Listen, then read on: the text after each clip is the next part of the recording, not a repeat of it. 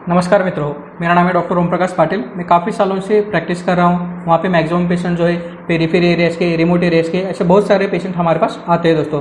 और हम लोगों को वहाँ पे कम बजट में लाइन ऑफ ट्रीटमेंट वगैरह सेट करनी पड़ती है। इसलिए हम लोगों को वहाँ पे कम से कम ब्लड इन्वेस्टिगेशन पार्ट पे डिपेंड रह के लाइन ऑफ ट्रीटमेंट वगैरह सेट करनी पड़ती है दोस्तों।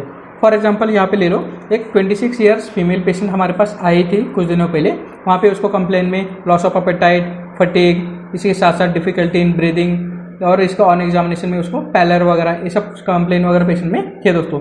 ठीक है, तो हम लोगों ने प्राइमरी डायग्नोसिस एनीमिया लगा दिया। और वहाँ पे दोस्तों एनीमिया की सीवियरिटी देखने के लिए, उसके टाइप्स वगैरह देखने के लिए हम लोगों को कम से कम सीबीसी तो यहाँ पे एडवाइस करनी पड़ती है दोस्तों यहाँ पे। ठीक है, सो हम लोगों ने यहाँ पे सीबीसी एडवाइस की है दोस्तों। हमारे जो जनरल प्रैक्टिशनर्स, मैक्सिमम जो स्टूडेंट्स वगैरह है ना, सीबीसी में क्या क्या हम लोग वहाँ पे देखते हैं। सीबीसी में हम लोग ज़्यादा से ज़्यादा हीमोग्लोबिन, आरबीसी, डिफरेंशियल काउंट और प्लेटलेट काउंट, यहाँ पे हम लोग मैक्सिमम डॉक्टर्स जो हमारे इस पार्ट पे डिपेंड रहते हैं। लेकिन दोस्तों यहाँ पे पीसीवी, एमसीवी, एमसीएस ये सब चीज़ें हैं। इसके साथ साथ समझो डिफरेंशियल ल्यूकोसाइट काउंट में पॉलीमॉर्फ लिम्फोसाइट ये सब जो वैल्यू है वहाँ पे भी बहुत ज़्यादा यहाँ पे इंपॉर्टेंस वगैरह रहता है इनका दोस्तों। क्योंकि यहाँ पे एनीमिया तो हम लोगों को दिख रहा है एनीमिया है, लेकिन दोस्तों इसके हिसाब से एनीमिया के टाइप्स कौन सा है ये सब चीज़ें भी हम लोगों को वहाँ पे पता रहना चाहिए दोस्तों। इसलिए सीबीसी की वैल्यूज़ वगैरह ज़रा सा हम लोगों को यहाँ पे इंटरप्रेट करना आना चाहिए दोस्तों। सो फ्रेंड्स, यहाँ पे हीमोग्लोबिन कितना है, 6.5 है। ठीक है, कितना हीमोग्लोबिन यहाँ पे 6.5 है, जो कि सीवियर एनीमिया कैटेगरी में आता है दोस्तों। ठीक है, इसी के साथ साथ आरबीसी काउंट भी बहुत ज़्यादा कम है यहाँ पे। कितने हैं, 1.65, मतलब बहुत ज़्यादा आरबीसी काउंट यहाँ पे कम है दोस्तों। ठीक है, आरबीसी कम है, हीमोग्लोबिन भी 6.5, मतलब सीवियर एनीमिया कैटेगरी में आता है दोस्तों। यहाँ पे देखने वाली एक बात है कि एमसीवी काउंट देखो, एमसीवी कितना है, 116.4, मतलब यहाँ पे एमसीवी काउंट रेज्ड है दोस्तों। ठीक है, यहाँ पे एमसीवी काउंट रेज्ड है। सो दोस्तों यहाँ पे एमसीवी काउंट रेज्ड है, डब्ल्यूबीसी काउंट भी ठीक है, प्लेटलेट भी ठीक है और डिफरेंशियल ल्यूकोसाइट काउंट भी यहाँ पे जरा सा मैक्सिमम में ठीक है दोस्तों यहाँ पे। ठीक है, सो फ्रेंड्स यहाँ पे देखने वाली ये बात है कि आरबीसी काउंट भी कम है, एमसीवी काउंट ज़्यादा है, 116.4, मतलब ये एमसीवी काउंट ज़्यादा है। इसके साथ साथ पीसीवी भी यहाँ पे बहुत ज़्यादा कम है। जाहिर सी बात है कि आरबीसी कम रहते हैं तो पीसीवी काउंट भी कम रहता है दोस्तों यहाँ पे। ठीक है, सो फ्रेंड्स यहाँ पे एमसीवी काउंट ज़्यादा है तो कौन से कंडीशन में एमसीवी, मतलब मीन कॉर्पस्कुलर वॉल्यूम, कौन से कंडीशन में बढ़ सकते हैं। सो फ्रेंड्स यहाँ पे एमसीवी काउंट ज़्यादा है तो ये जनरली कौन सा रहता है, माइक्रोसाइटिक एनीमिया रहता है दोस्तों। ठीक है, ये कौन सा रहता है, माइक्रोसाइटिक एनीमिया।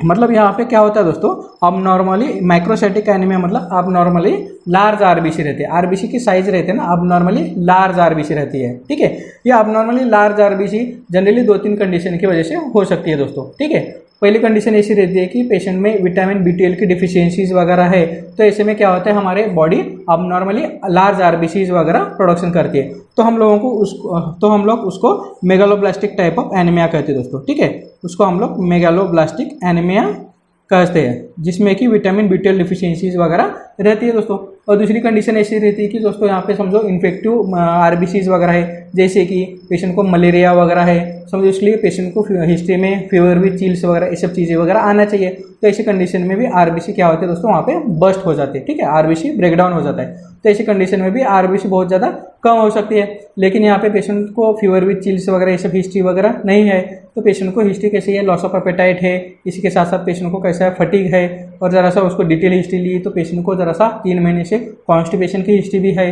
तो ऐसी कंडीशन में ऐसा हो सकता है कि दोस्तों वहाँ पे विटामिन B12 डिफिशियंसीज वगैरह होने के मैक्सिमम चांसेस रहते हैं। तो ऐसी कंडीशन में हम लोगों को एमसीवी काउंट कितना रेज्ड है, तो एमसीवी काउंट रेज्ड है तो हम लोग यहाँ पे मैक्रोसाइटिक एनीमिया डायग्नोस कर सकते हैं दोस्तों यहाँ पे। ठीक है, कौन सा एनीमिया है, ये कैटेगरी मैक्रोसाइटिक एनीमिया है। और वहाँ पे डब्ल्यूबीसी, यहाँ पे समझो एमसीवी काउंट रेज्ड है तो यहाँ पे हम लोग उसको मेगालोब्लास्टिक टाइप ऑफ एनीमिया भी यहाँ पे कर सकते हैं दोस्तों। सो फ्रेंड्स यहाँ पे हम लोगों ने डायग्नोस कर लिया कि मेगालोब्लास्टिक टाइप ऑफ एनीमिया है, तो हम लोग आगे चल के पेशेंट को सीरम, यहाँ पे आगे चल के हम लोग पेशेंट को विटामिन B12 भी हम लोग यहाँ पे पेशेंट को एडवाइस करना रहता है दोस्तों यहाँ पे। ठीक है, हम लोगों को आगे चल के विटामिन B12 भी एडवाइस कर सकते हैं इनकेस पेशेंट की फाइनेंशियल कंडीशन ठीक नहीं है और यहाँ पे B12 इन्वेस्टिगेशंस वगैरह करने में ज़रा सा पेशेंट को खर्चा ज़्यादा है, तो ऐसी कंडीशन में हम लोग डायरेक्टली इंजेक्शन विटकोफॉल वगैरह है, विटामिन B12 के इंजेक्शन वगैरह पेशेंट को हम लोग लगा सकते हैं। ठीक है, इसलिए हम लोगों ने इस पेशेंट को इंजेक्शन विटकोफॉल 5 दिनों के लिए पेशेंट को IM दे दिया दोस्तों। ठीक है, उनके बाद में अच्छी तरह से पेशेंट को लाइन ऑफ ट्रीटमेंट वगैरह, जैसे कि डिवर्मिन के लिए हम लोगों ने अल्बेंडाजोल वगैरह दे दिया, इसके साथ साथ विटामिन, उसके बाद में हम लोग विटामिन B12 के सप्लीमेंटेशन वगैरह पेशेंट को सब चालू कर दिए, तो पेशेंट की कंडीशन जो है 15 दिन में अच्छी तरह से पेशेंट का हीमोग्लोबिन भी रेज हो गया दोस्तों। ठीक है, सो भी दोस्तों हम लोगों को यहाँ पे CBC की वैल्यू जरा सा अच्छी तरह से इंटरप्रेट करने आने चाहिए, जैसे कि यहाँ पे एनीमिया कौन सा टाइप का है, मैक्रोसाइटिक है या फिर मैक्रोसाइटिक है, इसके साथ साथ मेगालोब्लास्टिक टाइप ऑफ एनीमिया है या फिर वहाँ पे आयरन डिफिशियंसी एनीमिया है। तो हम लोगों को जरा सा ये RBC के काउंट के साथ साथ MCV, PCV, MCH, MCHC ये सब वैल्यू भी हम लोगों को पता रहना चाहिए दोस्तों।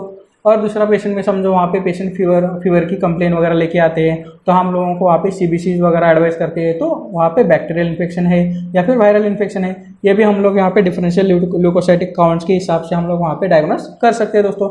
सो फ्रेंड्स, यहाँ पे हम लोगों को कम से कम ब्लड इन्वेस्टिगेशन पार्ट पे डिपेंड रहना है, तो हम लोगों को ज़रा सा यहाँ पे इंटरप्रिटेशन वगैरह करने के लिए आना चाहिए, क्योंकि हमारे general practitioners, maximum general practitioners जो है, जो हम लोग वहाँ पे ज़्यादा से ज़्यादा हीमोग्लोबिन, RBC, WBC ये सब चीज़ें वगैरह वहाँ ज़्यादा से ज़्यादा वही देखते हैं, लेकिन यहाँ पे जो CBC की पूरी वैल्यू हम लोगों को इंटरप्रेट करने आना चाहिए।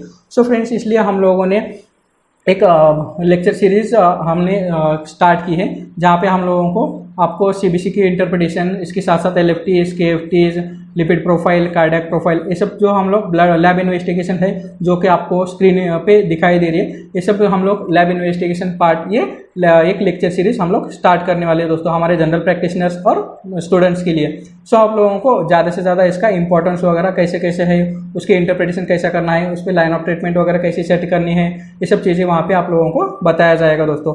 इसलिए आपको ये लेक्चर सीरीज ज्वाइन करने के लिए दोस्तों, आप जो प्ले स्टोर पे जाके मौर्या पब्लिकेशन ऐप डाउनलोड करना है, और वहाँ पे डाउनलोड करने के बाद आपको वहाँ पे इंक्वायर करना है, इंक्वायर सेक्शन में जाके।